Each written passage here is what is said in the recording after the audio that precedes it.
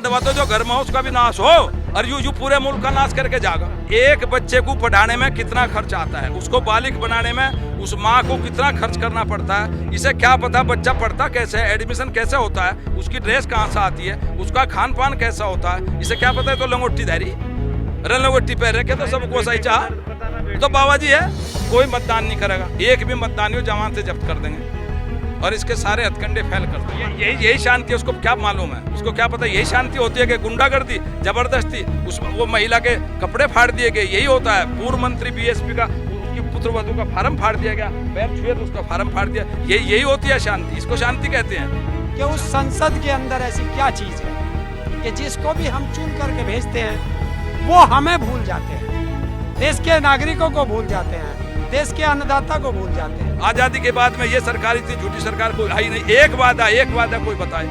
हिंदू मुस्लिम को भिड़ाते हैं। अब पाकिस्तान अब नहीं है कि जब चुनाव आएगा जब घोड़ा पटकाते हैं। जो अपनी पत्नी का नहीं हो सकता वो हिंदुस्तान की किसान और पब्लिक का हो नहीं सकता। किसान आंदोलन एक बार फिर से तेज गति से चल पड़ा है। 22 तारीख को संसद घेराव का कार्यक्रम है और किसान वहां पर जाने वाले हैं। उन 22 तारीख को 200 लोग जाएंगे संसद घेराव में।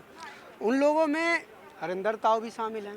तो हरिंदर ताऊ एक तरह से आपको प्रतिनिधि बनाया जा रहा है इन सारे किसानों का। 200 लोगों में आपका नाम है, तो फिर आप वहाँ जाकर क्या बात रखेंगे?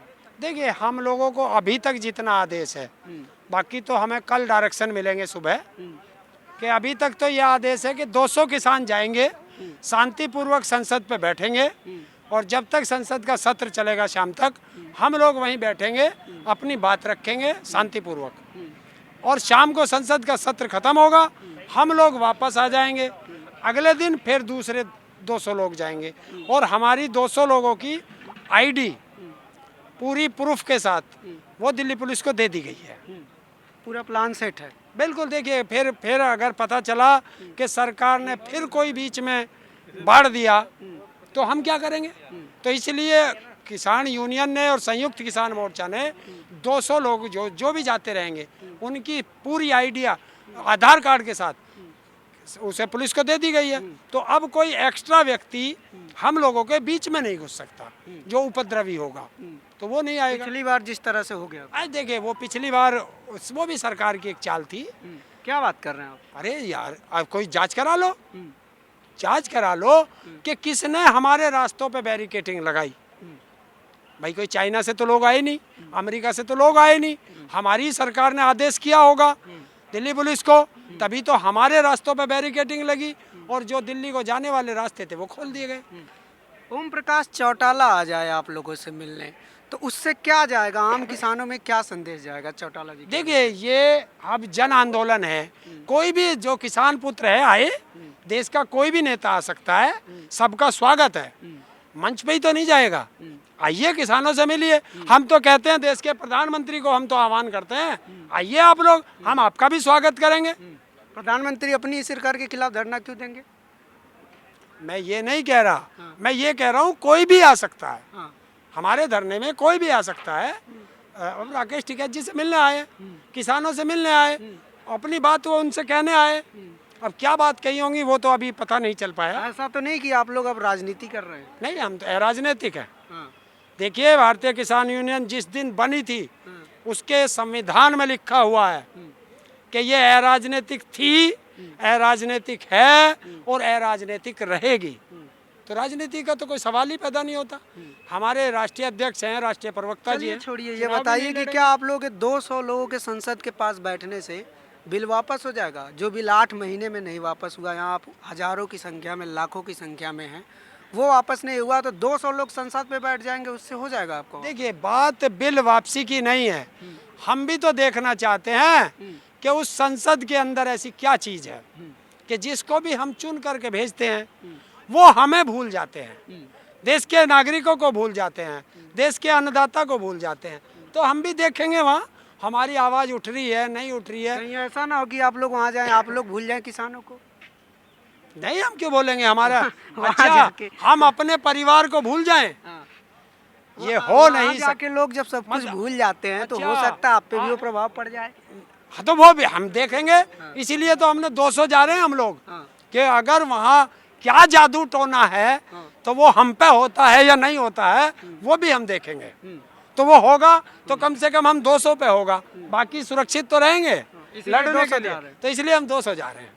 अच्छा, ये ये बड़ा आपके प्लान सवाल है। का जवाब। लेकिन अभी चौटाला जी के प्रदेश अध्यक्ष थे उनकी पार्टी के, वो कह रहे थे कि हम यूपी में सबक सिखाने वाले हैं बीजेपी को बहुत तगड़े तरीके से किसान। देखिए ये तो पहले दिन से है हाँ। कि हमारे टिकैत साहब कह चुके हैं कि एक डोज लगेगी उत्तर प्रदेश के अंदर, और जब तक डोज नहीं लगेगी जब तक बीमारी खत्म नहीं होगी। तो टिकैत आप लोग साहब वैक्सीन लगवा रहे हैं क्या? हैं, देखिए ये किसान वैक्सीन है, ये अलग से बनी है। एक डोज तो हम वादे का है बंगाल में, और दूसरी डोज 2022 की है, और हमारी जो 3 डोज हैं, क्योंकि ये किसान ने बनाई है, 3 डोज हैं। तीसरी डोज 2024 में लगाएंगे, तो वो डोज है वो लग जाएगी उत्तर प्रदेश में।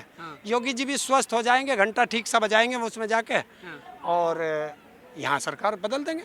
पहली डोज आप कह रहे हैं 2022 में लगाएंगे? दूसरी, पहली तो लग चुकी बंगाल में। अच्छा। हाँ 3 डोज है ना हमारे पास, हाँ। तो एक लग गई, हाँ। दूसरी 2022 में, हाँ। और तीसरी 2024 में, तो तीनों डोज हो जाएंगी पूरी।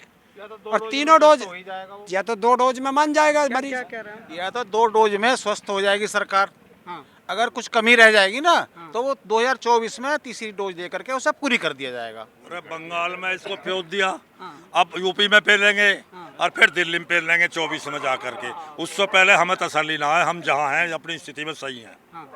बिल्कुल।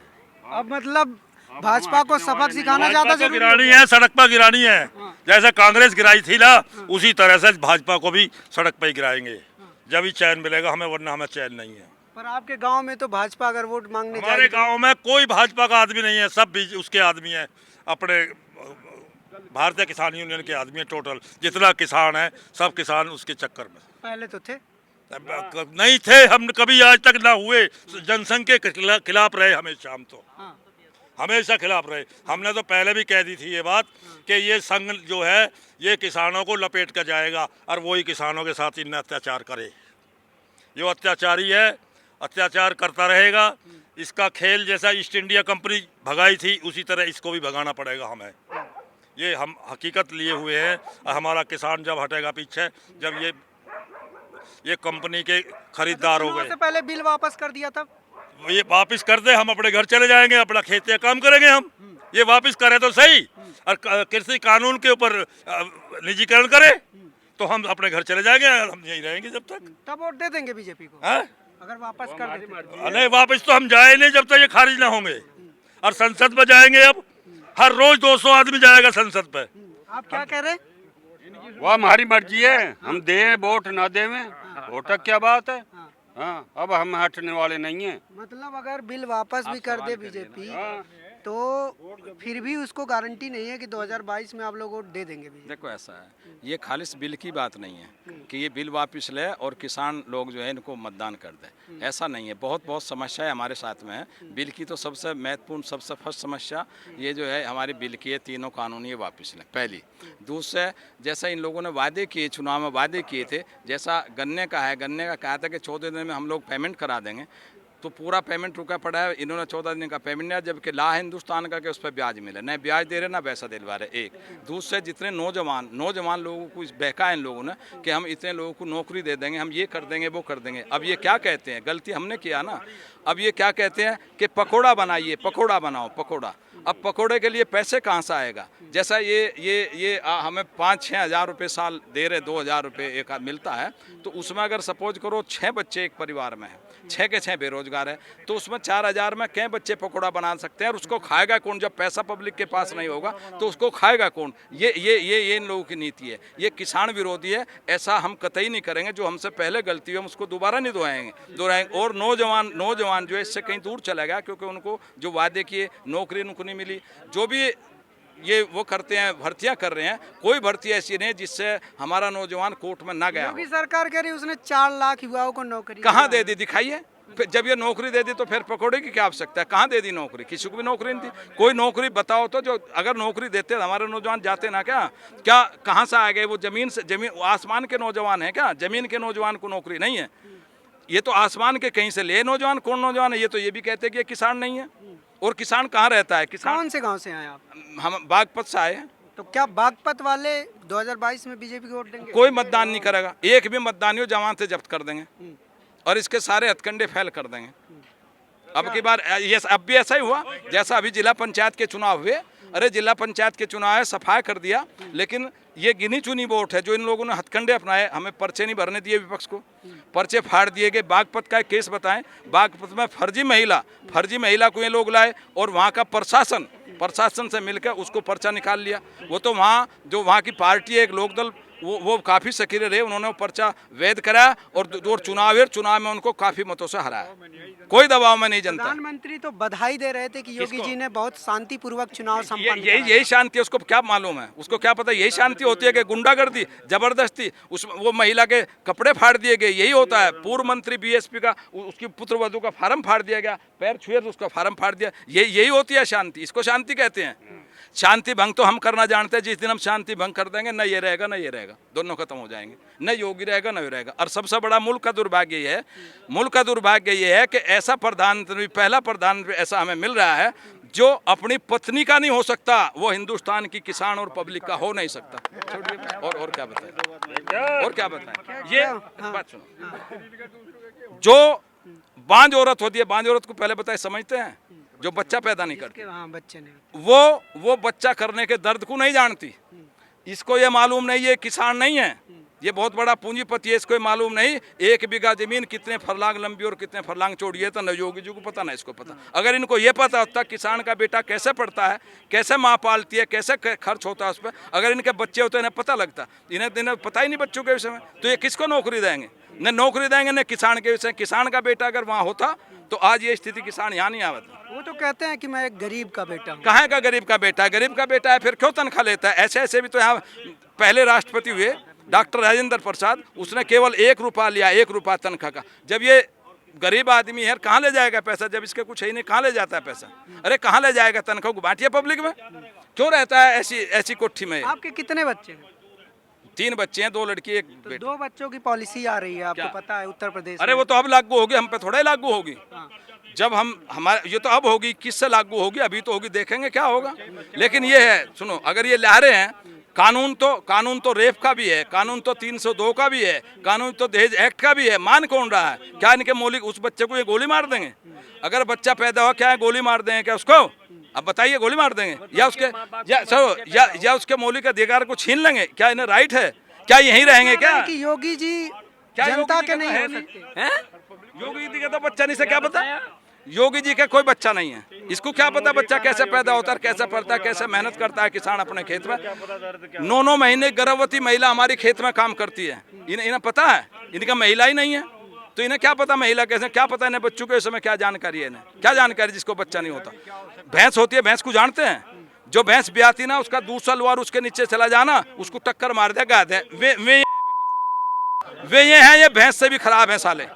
इन्हें जेर छोड़ने नहीं का पता, जेर कैसे छोड़ी जाती है, बच्चा कैसे लुगाई की अहमत की नहीं समझते, हिंदुस्तान की नारी को ये नहीं समझ पा रहे, और हिंदुस्तान के किसान को क्या है समझेंगे? ये तो साले कुत्ते हैं, झूठे हैं, बकवास करते हैं, झूठ बोलते हैं साले।